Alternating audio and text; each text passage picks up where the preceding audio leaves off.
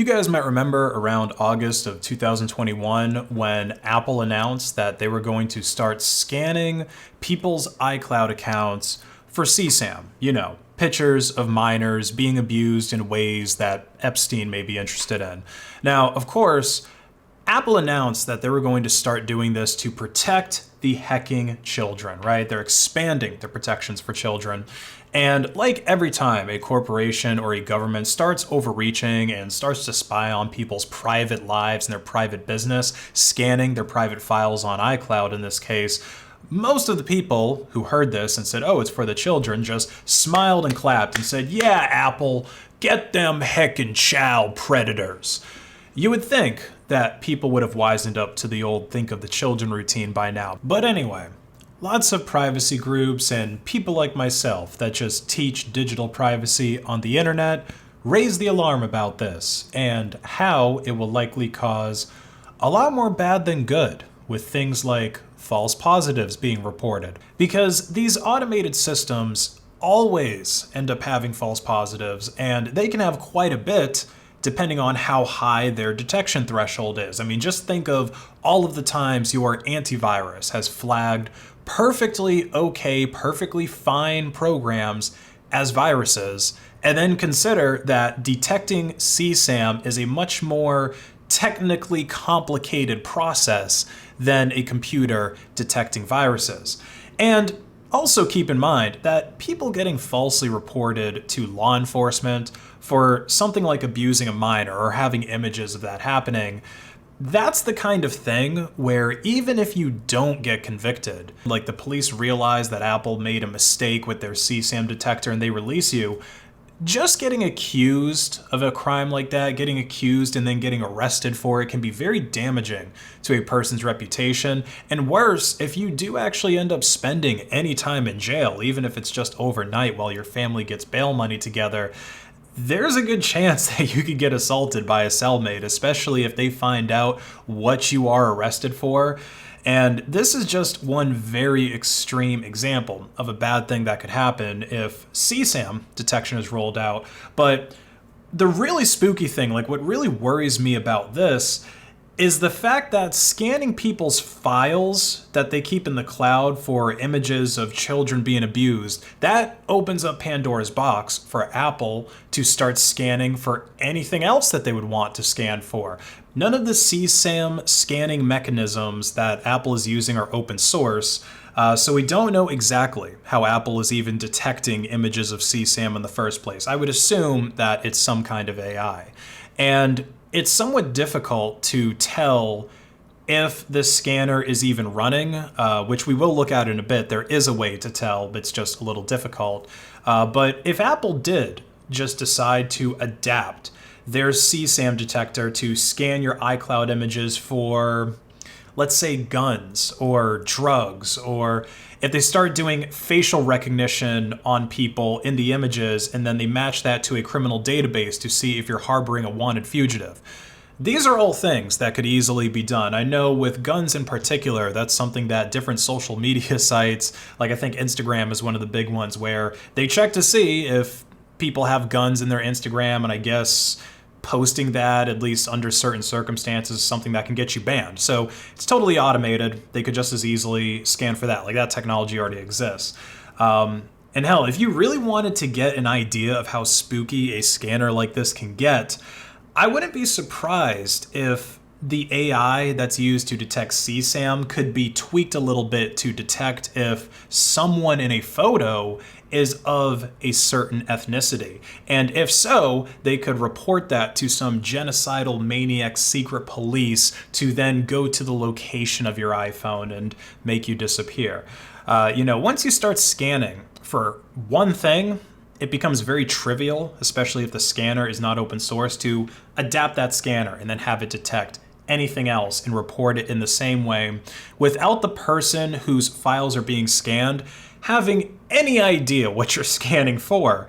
So eventually, enough people woke up and realized the horrible possibilities that something like this could have, and more than 90 policy groups around the world signed this open letter to Apple explaining why it is a horrible idea. And Apple somewhat conceded by announcing that they would no longer scan iCloud photos for CSAM on the same day that they announced that they would start using end-to-end encryption for all iCloud data, which would probably make the CSAM scanning in iCloud much harder to do anyway, unless they just purposefully put a backdoor into that encryption.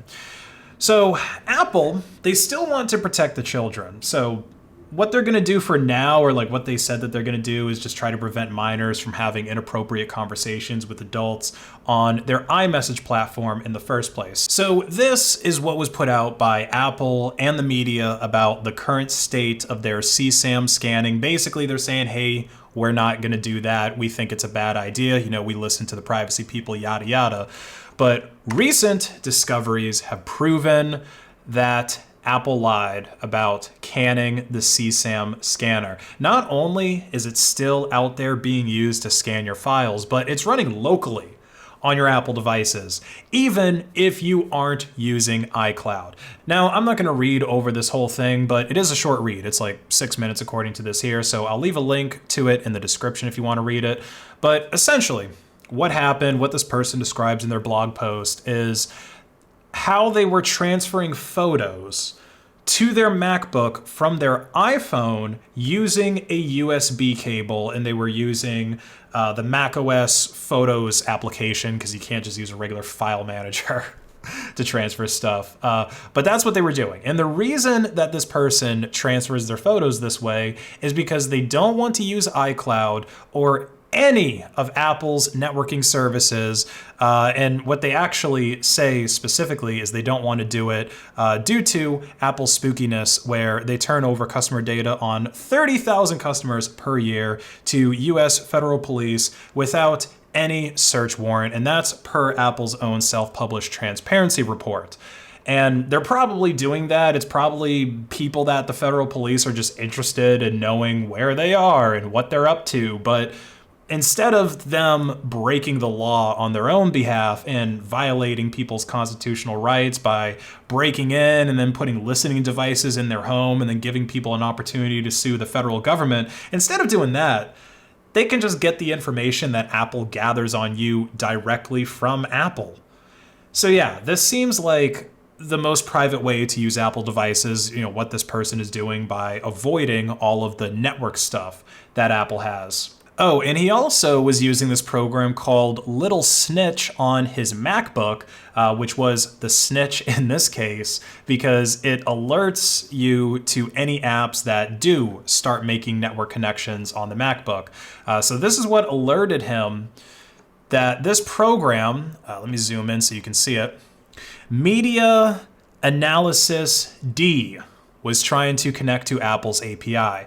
Now, Media Analysis D, as the name implies, is a daemon for analyzing media. So while the media, as in the news media, has colluded with Apple to make people think that they aren't actually scanning your iCloud photos, that they aren't just scanning your data in general, what Apple is actually doing is scanning your local files now before they even end up in iCloud. And I'm sure that they're doing the same thing on iOS too, but it would be even harder to tell because iOS is more locked down. And as far as I know, Little Snitch isn't available on iOS.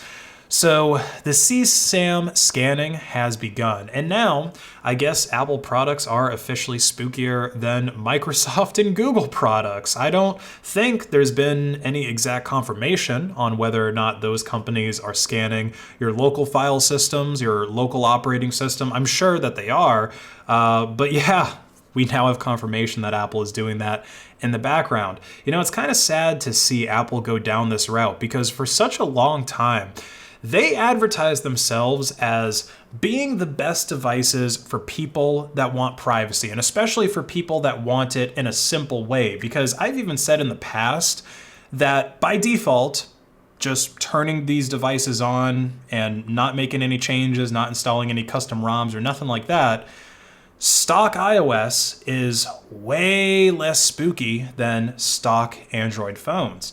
Because we know that Google tracks people, and we know that they're using that data for targeted advertising. And wouldn't you know it, that's another sector that Apple has recently gotten into by showing ads in their app store.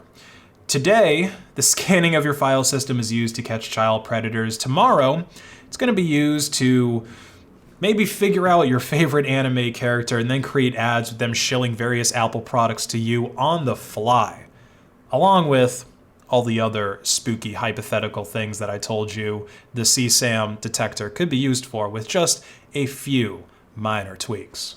So yeah, if you use Apple products now, I guess you really do have your own FBI agent. All the more reason to avoid them. Like and comment to hack the algorithm, follow me on Odyssey, and have a great day.